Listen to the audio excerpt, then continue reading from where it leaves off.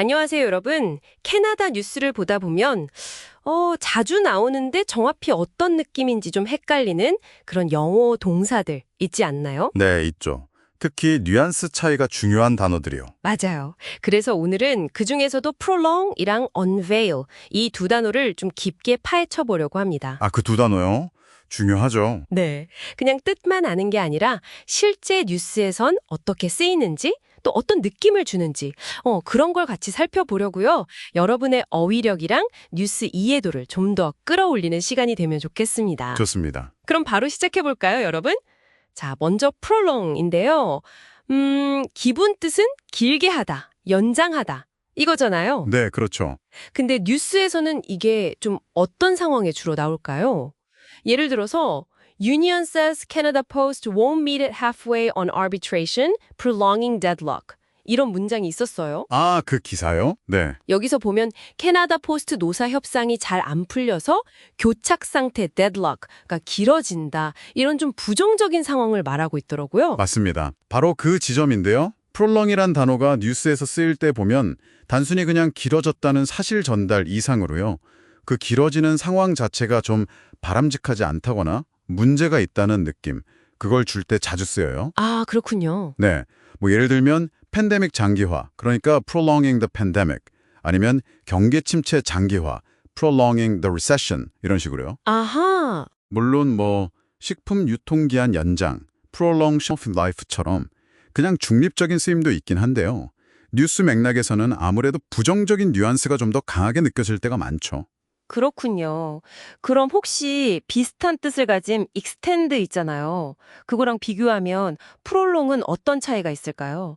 이게 좀 더 심각하거나 아니면 뭐 공식적인 느낌? 그런 게 있나요? 네, 그런 경향이 좀 있어요. 어원 자체가 라틴어 프롤롱가레, 그러니까 앞으로 길게 느리다. 여기서 왔는데요. 익스텐드보다는 조금 더 격식 있는 느낌을 주거나 아니면 그 문제 상황의 어떤 심각성을 부각할 때 쓰일 수 있습니다.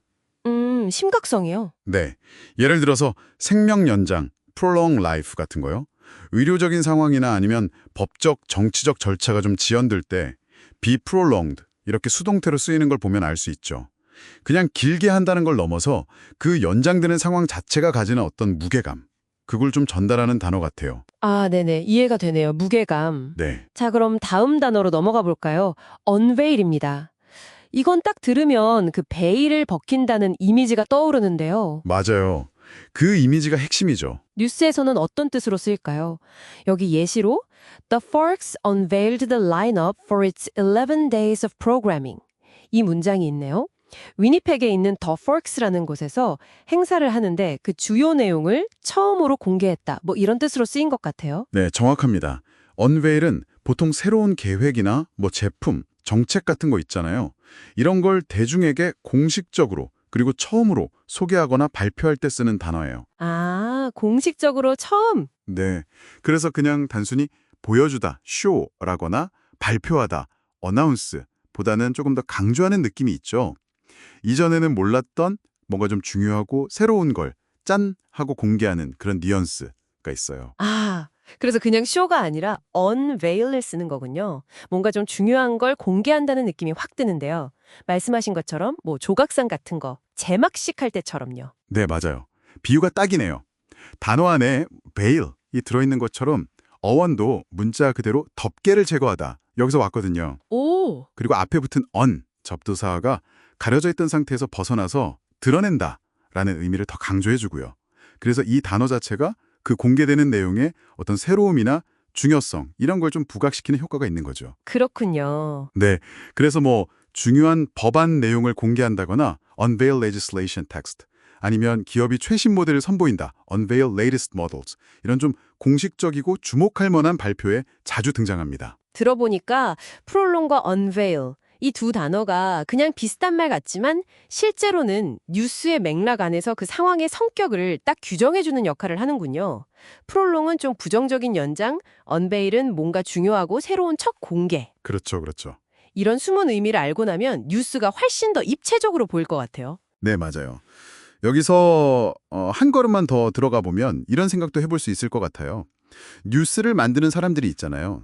그 사람들이 어떤 사건을 전달할 때 프롤롱을 쓸지 아니면 extend를 쓸지, 또 show 대신 unveil을 쓸지 이런 단어를 선택하는 거잖아요. 아, 네, 그렇죠. 바로 그 선택이 우리가 그 뉴스를 받아들일 때 그 사건을 인식하는 방식에 좀 은연중에 영향을 미칠 수도 있다는 거죠. 뭐랄까, 단어 하나가 우리의 이해나 감정에 미묘하게 방향을 제시할 수도 있다. 이런 점도 생각해 볼 만합니다. 와, 그러네요. 단어 선택 하나하나에 그런 의도나 효과가 있을 수 있겠군요. 흥미로운데요? 네. 자, 오늘 배운 표현 중에서 핵심적인 두 가지 여러분도 기억해 두시면 좋겠죠? 저희가 읽어드릴 테니 같이 한번 따라해 보시죠. prolonging deadlock, Prolonging deadlock, unveiled the lineup. unveiled the lineup. 네, 오늘 저희가 준비한 이야기는 여기까지입니다. 네, 오늘 유익한 시간이었습니다. 다음 시간에 더 흥미로운 내용으로 여러분 다시 찾아뵙겠습니다. 감사합니다. 감사합니다.